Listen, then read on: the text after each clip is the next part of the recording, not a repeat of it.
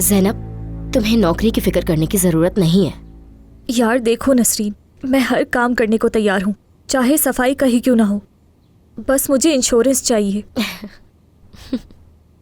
हंस क्यों रही हो तुम? पुरानी औरतों की तरह बातें कर रही हो। मेरी दोस्त होकर भी ये सब कुछ सोच रही हो तुम। अगर मैं किसी जगह काम करती हूँ तो इंश्योरेंस हक है मेरा। ठीक है, हम इसका भी कोई हल निकाल लेंगे। नसरीन,